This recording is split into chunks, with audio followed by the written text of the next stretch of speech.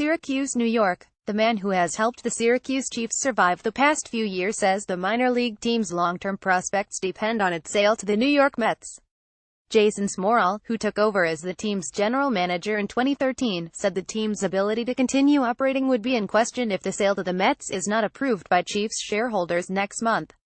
My personal ask of the shareholders is to vote yes to this because this is the next phase of saving baseball in central New York, Smorol said the day after the team formally announced a deal to sell the Chiefs to the Mets. The Syracuse Chiefs sign at NBT Bank Stadium welcomes the New York Mets, who have struck a deal to buy the AAA baseball team. Rick Moriarty at Syracuse.com. Rick Moriarty at Syracuse.com. The Chiefs, currently the AAA affiliate of the Washington Nationals, lost nearly $1.4 million from 2013 through 2015 losses that would likely have put the team out of business if not for an emergency $500,000 loan from a group of 6 shareholders calling themselves Chiefs First LLC. The team, which plays in one of the smallest markets of any of the 30 AAA clubs around the country, squeezed out a modest profit of $67,108 last year. However, that was due in large part to a reduction in stadium and field maintenance expenses picked up by Onondaga County under an amended lease of NBT Bank Stadium. And it certainly wasn't enough to pay back the $500,000 loan or build much of a reserve. In its last financial report, released after the 2016 season, the Chiefs reported current liabilities of $887,550 but current assets, the money available to pay those liabilities, of just $403,005, with only $36,484 of that in cash. For any financially healthy organization, current assets exceed current liabilities, providing working capital to pay maturing short-term debt and future operational expenses. With the sale of the team to the Mets, which Smorol calls a perfect fit, the Chiefs would be partnered with a major league club with the financial resources to retire the team's debt and ensure its long-term survival, Smorol said. It's all about the long-term viability of the Syracuse Chiefs, he said. It needs somebody with the capital and the resources that are going to be capable of keeping this thing going in this community for many, many years to come.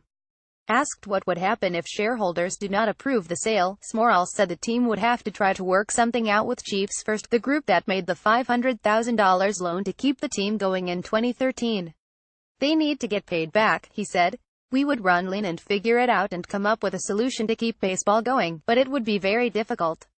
Randy Mobley, president of the International League, the AAA league the Chiefs play in, said the team's financial situation has improved since the dire days of 2013, but not by leaps and bounds. They are living on the edge, he said.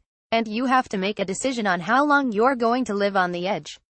How long can you be satisfied in just taking baby steps? Shareholders are scheduled to vote on the sale November 17th.